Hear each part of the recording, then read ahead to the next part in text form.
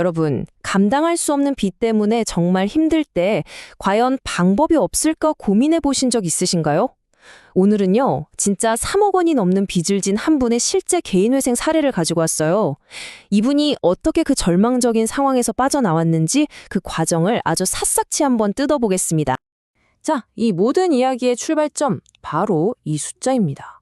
3억 469만 원.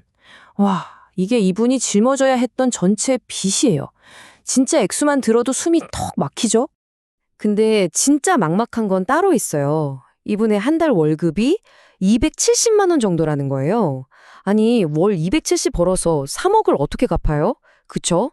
만약 여러분이 이런 상황이라면 어떡하시겠어요? 오늘 우리가 파헤쳐볼 이야기는 바로 이 지점에서 시작됩니다.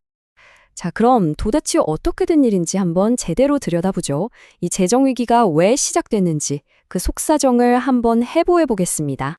이 빚 내용을 뜯어보니까 한 62.5% 정도가 집이나 차처럼 담보가 잡혀있는 빚이더라고요. 그러니까 빚의 상당 부분이 자산이랑 복잡하게 얽혀 있다는 뜻이죠. 그리고 나머지 한 37.5% 정도가 우리가 흔히 아는 신용대출이나 카드값 같은 빚이었고요. 어디서 돈을 빌렸는지 이 채권자 목록을 보면 그림이 더 선명해져요. 제일 큰 덩어리가 뭐냐면 국민은행에서 받은 부동산 담보대출. 와, 이게 무려 2억 6천만 원이 넘어요. 그 외에 카드값, 자동차 할부금, 자잘한 신용대출 같은 것들이 있었습니다. 바로 이거예요. 이게 이 이야기의 핵심이죠. 한쪽에는 3억이 넘는 어마어마한 빚이 있고 다른 한쪽에는 한 달에 276만 원 버는 월급이 있는 거예요. 이 둘 사이의 균형이 완전히 무너진 거죠. 이게 모든 문제의 시작이었어요. 솔직히 이자 내기도 버거운 상황이었을 겁니다. 아니, 그럼 도대체 왜 이렇게까지 된 걸까요? 서류를 보니까요, 가장 큰 원인이 지식산업센터라고 하는 상업용 부동산에 투자했다가 실패한 거였어요. 그러니까 대출을 왕창 받아서 투자를 했는데 이게 잘 안 된 거죠. 결국 월급만으로는 생활비는커녕 이자조차 감당할 수 없는 상황까지 와버린 겁니다.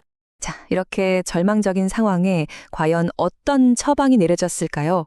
지금부터는 법원에 제출했던 구체적인 변제 계획, 그러니까 개인회생의 밑그림을 한번 들여다보겠습니다.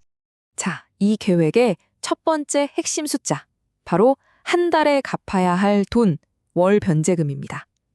11만 3,204원. 법원에서 이분의 소득에서 1인 가구 최저 생계비를 딱 빼고 이 정도는 매달 갚을 수 있겠구나 하고 계상한 금액이에요.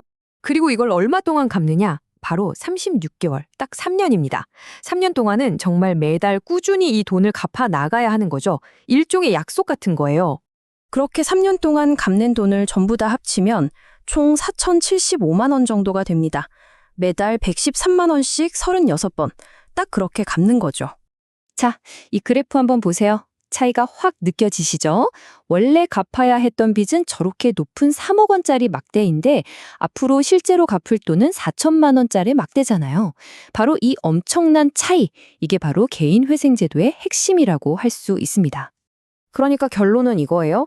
이 계획대로만 하면 원래 빚 원금의 딱 24%만 갚는다는 겁니다.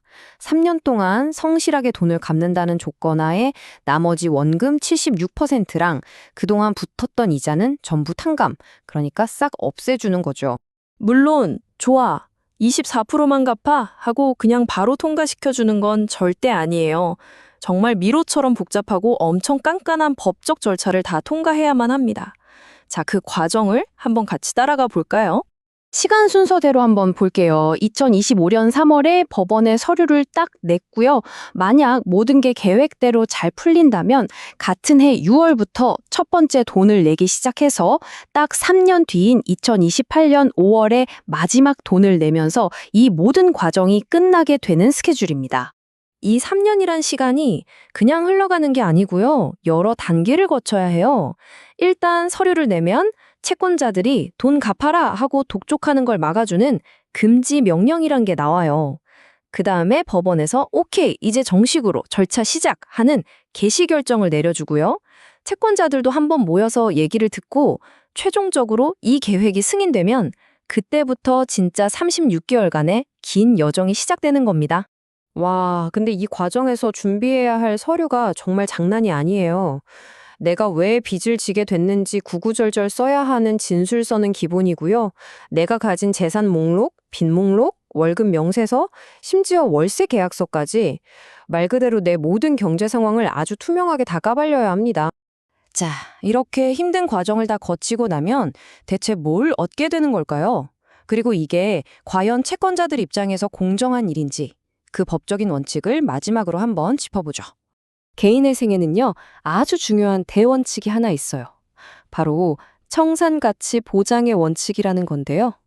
이게 뭐냐면 아주 쉽게 말해서 3년 동안 나눠서 갚는 돈이 지금 당장 이 사람 파산시켜서 재산 다 팔아치웠을 때 받을 수 있는 돈보다는 많아야 한다는 거예요.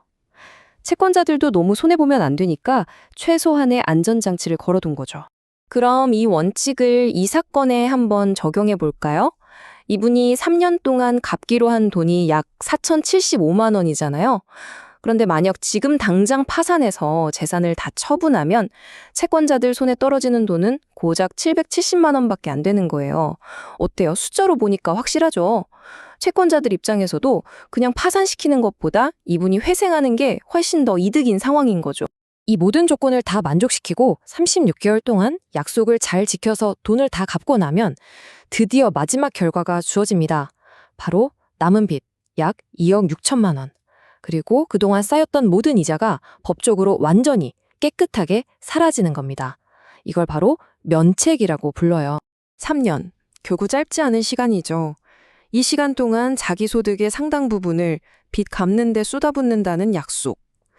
여러분은 이게 새로운 시작을 위해 치르는 대가로서 공정하다고 생각하시나요? 빚에 대한 책임과 다시 일어설 기회, 그 사이의 균형을 어떻게 맞춰야 하는지 참 많은 생각을 하게 만드는 사례였습니다.